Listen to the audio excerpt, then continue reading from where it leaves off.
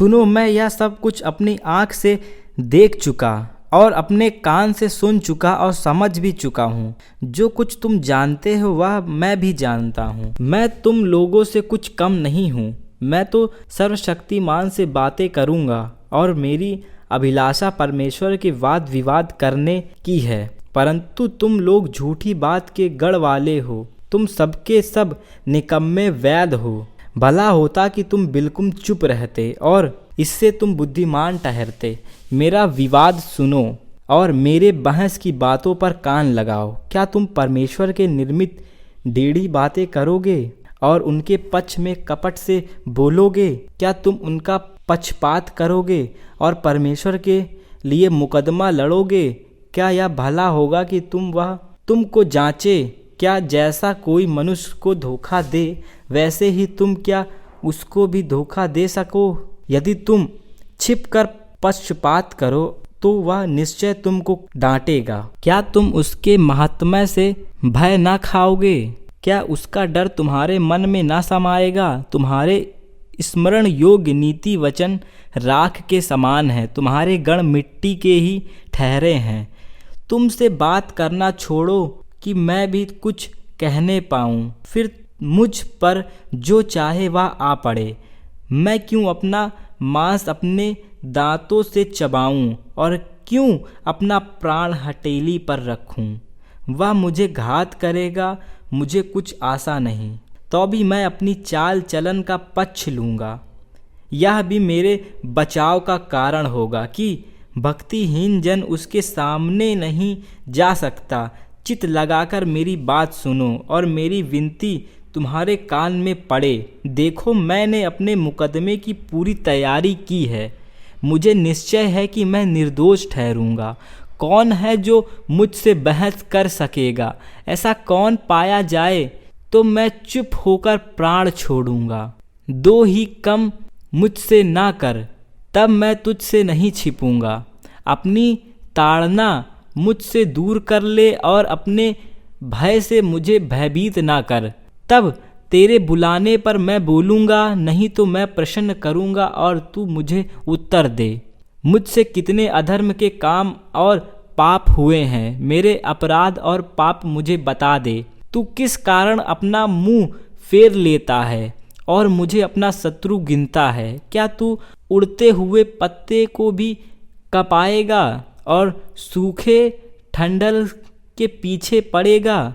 तू मेरे लिए कठिन दुखों की आज्ञा देता है और मेरे जवानी के अधर्म का फल मुझे भुगताता है। तू मेरे पाँवों को काठ में ठोकता और मेरी सारी चाल चलन देखता है। तू मेरे पाँवों के चारों ओर सीमा बांधता है। मैं सड़ी गली वस्तु के तुल्य हूँ जो नष्ट हो जाती है और कीड़ा खाए कपड़े के तुल्य हूँ। मनुष्य जो स्त्री से उत्पन्न हुआ है वह थोड़े दिनों का और दुख से भरा रहता है। वह फूल के समान खिलता फिर तोड़ा जाता है। वह छाया की रीति पर ढल जाता है और कहीं ठहरता नहीं। फिर क्या तू ऐसे पर दृष्टि लगाता है? क्या तू मुझे अपने साथ कचहरी में घसीटता है? अशुद्ध वस्तु से शुद्ध वस्तु को कौन निकाल सकता है? कोई नहीं। मनुष्य के दिन नियुक्त किए गए हैं और उसके महीनों की गिनती तेरे पास लिखी है और तूने उसके लिए ऐसे सीमा बांधी है जिसे वह पार नहीं करता। इस कारण उससे अपना मुंह फेर ले कि वह आराम करे, जब तक कि वह मजदूर के समान अपना दिन पूरा ना कर ले। वृक्ष के लिए तो आशा रहती है कि चाहे वह काट डाला भी जाए तो भी फिर पनपने और उसमें नर्म नर्म डालियां निकलती ही रहेंगी। चाहे उसकी जड़ भूमि में पुरानी भी हो जाए और उसका ठूठ मिट्टी में सूख भी जाए तो भी वर्षा की गंध पाकर वह फिर पनपेगा और पौधों के समान उससे शाखाएं फूटेंगी। परंतु मनुष्य मर जाता है और पड़ा रहता है। जब तक उसका प्राण छूट गया तब वह कहाँ रहा? जैसे नीले नदी का जल घट जाता है और जैसे महानद का जल सूखते सूखते सूख जाता है, वैसे ही मनुष्य लेट जाता और फिर नहीं उठता। जब तक आकाश बना रहेगा तब तक वह ना जागेगा और न उसकी नींद टूटेगी। भला होता कि तू मुझे अधोलोक में छिपा लेता, और जब तक तेरा कोप ठंडा ना हो जाए तब तक मुझे छिपाए रख, और मेरे लिए समय नियुक्त करके फिर मेरी सुधि लेता। यदि मनुष्य मर जाए तो क्या वह फिर जीवित होगा? जब तक मेरा छुटकारा ना होता तब तक मैं अपनी कठिन सेवा के सारे दिन आशा लगाए रहता। तू मुझे बुलाता और मैं बोलता, तुझे अपने हाथ के बनाए हुए काम की अभिलाषा होती, परंतु अब तू मेरे पग पग को गिनता है। क्या तू मेरे पाप की ताक में लगा नहीं रहता? मेरे अपराध मुहर बंद थैली में है और तूने मेरे अधर्म को सी रखा है। निश्चय पहाड़ भी गिरते गिरते नष्ट हो जाता है और चट्टान अपने स्थान से हट जाती है और पत्थर जल से घिस जाते हैं और भूमि उसकी बाढ़ से कटकर बहाई जाती है। उसी प्रकार तू मनुष्य की आशा को मिटा देता है और तू सदा उस पर प्रबल होता है और वह जाता रहता है। तू उसका चेहरा बिगाड़ कर उसे निकाल देता है।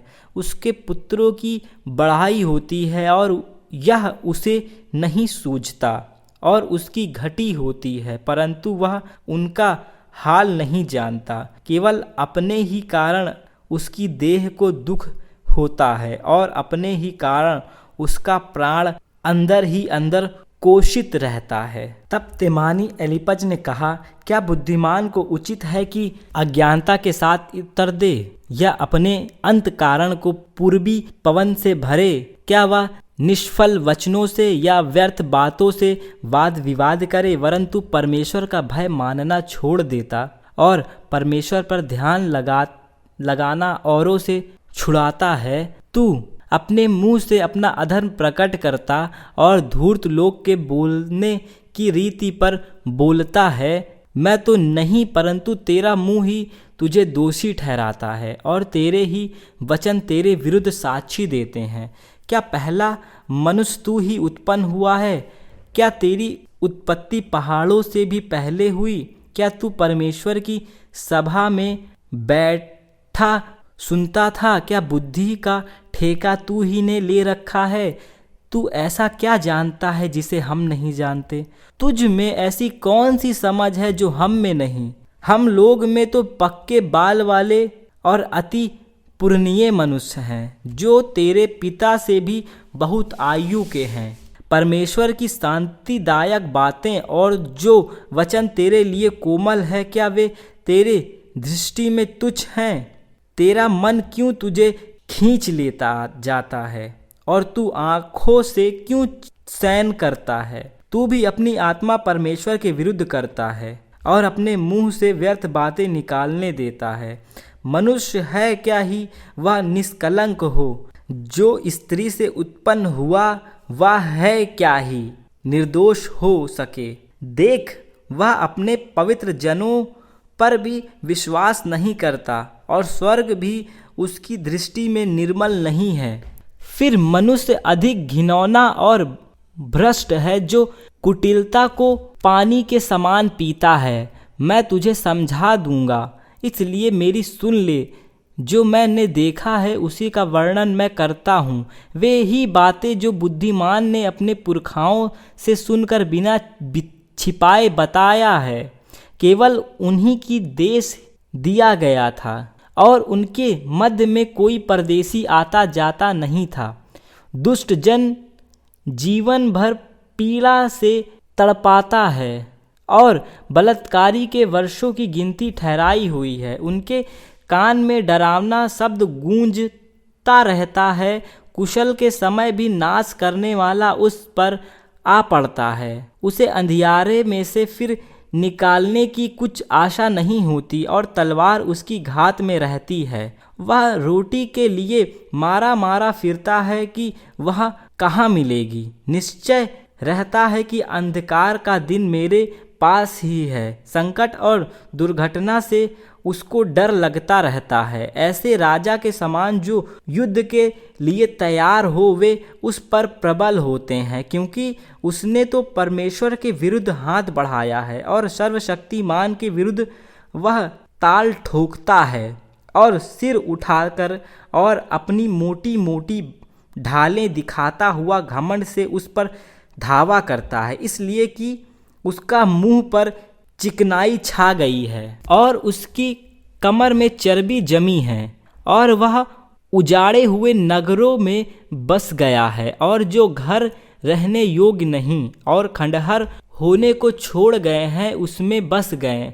वह धनी ना रहेगा और ना उसकी संपत्ति बनी रहेगी और ऐसे लोगों के खेत की उपज भूमि की ओर ना झुकने पाएगी। वह अंधियारे से कभी ना निकलेगा और उसी डालियां आग की लपट से झुलस जाएंगी और परमेश्वर के मुंह के स्वाद से वह उड़ जाएगा।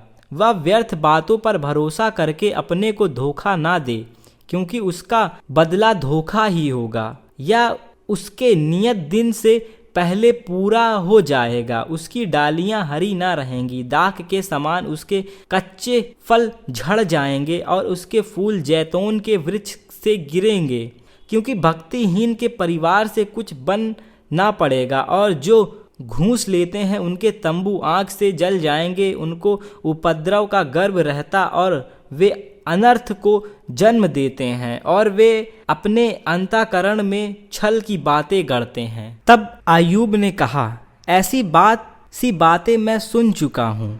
तुम सब के सब निकम्मे शांति दाता हो। क्या व्यर्थ बातों का अंत कभी होगा?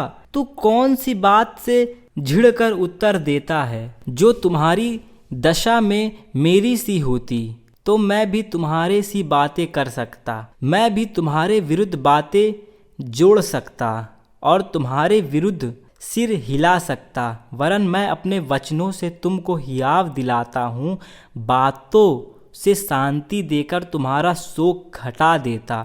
चाहे मैं बोलूँ तो भी मेरा शोक ना घटेगा, चाहे मैं चुप रहूँ तो भी मेरा दुख कम ना होगा। परंतु अब उसने मुझे उकता दिया है, उसने मेरे सारे परिवार को उजाड़ डाला है, उसने जो मेरे शरीर को सुखा डाला है वह मेरे विरुद्ध साक्षी ठहरा है और मेरे दुबलापन मेरे विरुद्ध खड़ा होकर मेरे सामने साक्षी देता है। उसने क्रोध में आकर मुझको फाड़ा और मेरे पीछे पड़ा है। वह मेरे विरुद्ध दांत पीसता और मेरे बैरी मुझको आंखें दिखाता है। अब लोग मुझ पर मुंह पसारते हैं और मेरे नाम धराई करके मेरे गाल पर थप्पड़ मारते और मेरे विरुद्ध भीड़ लगाते हैं। परमेश्वर ने मुझे कुटिलों के वश में कर दिया और दुष्ट लोग के हाथ में फेंक दिया। मैं सुख से रहता था और उसने मुझे चूर चूर कर डाला। उसने मेरी गर्दन पकड़कर मुझे टुकड़े टुकड़े कर दिए। फिर उसने मुझे अपना निशाना बनाकर खड़ा किया है। उसके तीर मेरे चारों ओर उड़ रहे हैं। वह निर्दय होकर मेरे गुर्दों को भेदता है और मेरा पित्त भूमि पर बहाता है। वह सूर के समान मुझ पर धावा करके मुझे चोट पर चोट पहुंचाकर घायल करता है। मैंने अपनी खाल पर टाट कोसी लिया है और अपना बल मिट्टी में मिला दिया है। रोते रोते मेरा मुंह सूज गया है और मेरी आंखों पर घोर अंधकार छा गया है। तो भी मुझसे कोई उपद्रव नहीं हुआ है और मेरी प्रार्थना पवित्र है। हे पृथ्वी, तू मेरे लहू को ना ढापना और मेरे दुहाई कहीं ना रुके। अब भी स्वर्ग में मेरे साक्षी है और मेरा गवाह ऊपर है। मेरे मित्र मुझसे घृणा करते हैं, परंतु मैं परमेश्वर के सामने आंसू बहाता हूँ कि कोई परमेश्वर के सामने सज्जन का मुकदमा लड़े जैसा कोई अपने पड़ोसी के लिए लड़ता है। क्योंकि थोड़े ही वर्षों के बीतने पर मैं उस मार्ग से चला जाऊंगा जिसने मैं फिर वापस ना लौटूंगा। मेरा प्राण निकलने पर है, मेरे दिन पूरे हो चुके हैं, मेरे लिए कब्र तैयार है। निश्चय जो मेरे संग वे ठट्ठा करने वाले हैं और उनका झगड़ा रगड़ा मुझे लगातार दिखाई देता है। जमानत दे और अपने और मेरे बीच में तू ही जमीन हो। कौन है जो मेरे हाथ पर हाथ मारे? तूने उनके मन को समझाने से रोका है, इस कारण तू उनको प्रबल ना होने देगा। तू लूट के भाग के लिए अपने मित्रों की चुगली खाता है। उनके लड़कों को आंखें अंधी हो जाएंगी। उनके ऐसे किया जाएगा कि सब लोग मेरी उपासना देते हैं और लोग मेरे मुंह पर थूकते हैं। खेद के मारे मेरे आँखों में धुंधलापन छा गया है और मेरे सब अंग छाया के समान हो गए हैं। इसे देखकर सीधे लोग चकित होते और जो निर्दोष हैं वे भयहीन के विरुद्ध भड़क उठते हैं। तो भी धर्मी लोग अपना मार्ग पकड़े रहेंगे और शुद्ध काम करने वाले सामर्थ्य पर सामर्थ्य पाते जाएंगे। तुम सब के सब मेरे पास आओ तो आओ, परंतु मुझे तुम लोगों में एक भी बुद्धिमान ना मिलेगा। मेरे दिन तो बीत चुके और मेरी योजनाएं मिट गईं और जो मेरे मन में था वह नष्ट हो गया। वे रात को दिन ठहराते, वे कहते हैं अंधियारे के निकट उजियाला है। यदि मेरी आशा यह हो कि अधोलोक मेरा धाम होगा, यदि मैंने अंधियारे में अपना बिछौना बिछा लिया है, यदि मैंने सड़ाहट से कहा तू मेरा पिता है और कीड़े से कहा तू मेरी माँ और मेरी बहन है, तो मेरी आशा कहाँ रही? मेरी आशा किसके देखने में आएगी? क्या वह अधोलोक में उतर जाएगी? क्या उस समेत मुझे मिट्टी में विश्राम मिलेगा? तब शूही बिलदत ने कहा, तुम कब तक फंदे लगा लगा कर वचन पकड़ते रहोगे? चित लगाओ, तब हम बोलेंगे। हम लोग तुम्हारी दृष्टि में क्यों पशु के तुल्य समझे जाएं और अशुद्ध ठहरे हैं? हे अपने को क्रोध में फाड़ने वाले, क्या तेरे निर्मित पृथ्वी उजड़ जाएगी? मैं चट्टान अपने स्थान से हट जाएंगे। निश्चय दुष्टों का दीपक बुझ जाएगा और उनकी आग की लौ ना चमकेगी। उनके डेरे में का उजियाला अंधेरा हो जाएगा और उनके ऊपर का दिया बुझ जाएगा। उनके बड़े बड़े डग छोटे हो जाएंगे और वह अपनी ही युक्ति के द्वारा गिरेगा। वह अपना ही पाँव जाल में फंसाएगा। वह फंदों में चलता है, उसकी एड़ी फंदों में फंस जाएगी और वह जाल में पकड़ा जाएगा। फंदों की रस्सियाँ उसके लिए भूमि में और जाल रास्ते में छिपा दिए गया है। चारों ओर से डरावनी वस्तुएं उसे डराएंगी और उसके पीछे पड़कर उसको भगाएंगी। उसका बल दुख से घट जाएगा और विपत्ति उसके पास की तैयारी करेगी। वह उसके अंग को खा जाएंगी, वरन काल का पहिलौठा उसे अंगों को खा लेगा। अपने जिस डेरे का भरोसा वह करता है उससे वह छीन लिया जाएगा और वह भयंकरता के राजा के पास पहुंचाया जाएगा जो उसके यहाँ का नहीं। वह उसके डेरे में वास करेगा और उसके घर पर गंधक छितराई जाएंगी। उसकी जड़ सूखे जाएंगी और डालियां कट जाएंगी। पृथ्वी पर से उसका स्मरण मिट जाएगा और बाजार में उसका नाम कभी ना सुना पड़ेगा। वह उजियाला से अंधियारा में ढकेल दिया जाएगा और जगत में से कभी भगाया जाएगा। उसके कुटुंबियों में उसके कोई पुत्र पौत्र ना रहेंगे और जहाँ वह रहता है वह भी कोई बचा ना रहेगा।